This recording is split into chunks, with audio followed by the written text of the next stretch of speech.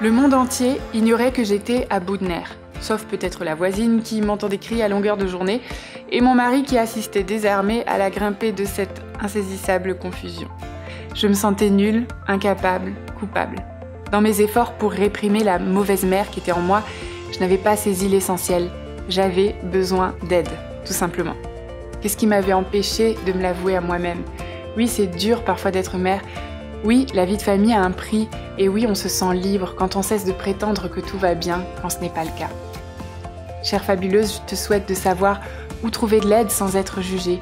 Quelqu'un pour te dire « je sais », pleure un bon coup. Quelqu'un pour te dire « tu vas y arriver ». Dans notre monde à 1000 à l'heure, il n'y a pas de place du village, juste des photos bien léchées, épinglées sur les réseaux sociaux, pour nous laisser penser qu'on est la seule à ne rien faire comme il faut. Ce flot d'informations qui remet une couche de culpabilité sur notre imperfection anxieuse, qui renforce notre profond sentiment de solitude. Le besoin d'appartenir et d'être en relation sont profondément ancrés dans la nature humaine. Mais pour les familles, les temps changent.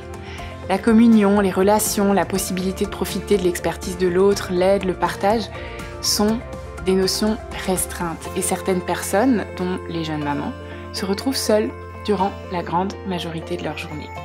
Alors, avant de jeter les réseaux sociaux avec l'eau du bain, oui, les amitiés virtuelles, bien gérées, participent aussi à répondre à un besoin humain fondamental, celui de sortir de l'isolement, celui de progresser ensemble.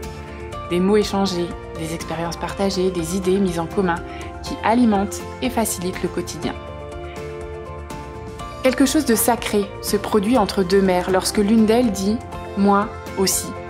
Lorsque la première a le courage de se raconter et lorsque la deuxième a le courage d'écouter, de ne pas dire une phrase toute faite, d'ouvrir un peu la cage qui se forme autour de la poitrine de l'autre pour lui envoyer une bouffée d'air, lui montrer qu'elle peut faire quelques pas en arrière et ne pas se laisser dévorer par cette émotion qui est à l'intérieur.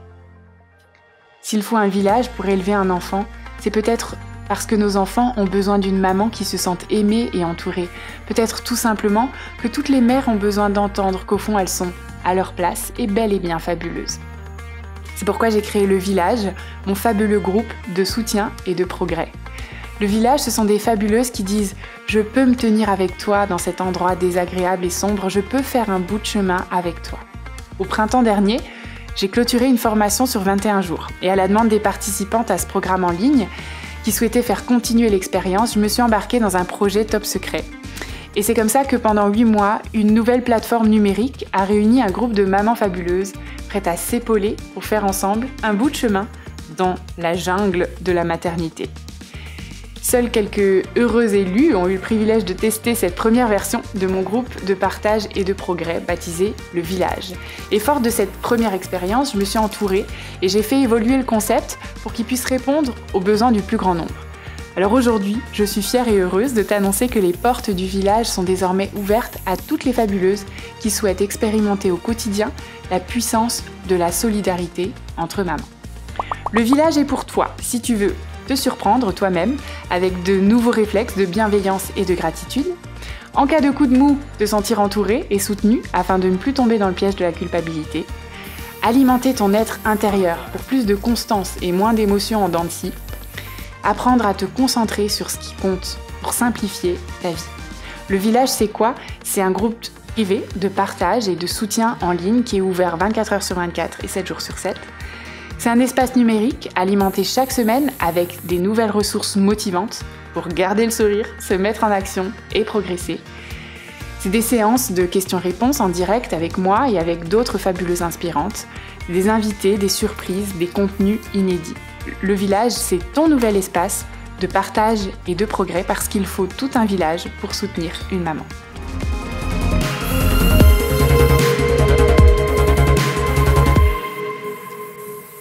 J'ai fait un burn-out professionnel il y a 3 ans qui s'est retenti sur la vie de famille. Je suis suivie par une psychiatre depuis, qui passe son temps à me répéter « Vous savez, c'est normal d'être fatiguée avec des enfants en bas âge, vous n'êtes pas la seule ». J'y croyais pas trop. Et finalement, j'ai rencontré les fabuleuses et les villageoises. Mais c'est vrai en fait que je ne suis pas seule. J'ai appris à m'aimer, j'ai gagné en estime de moi.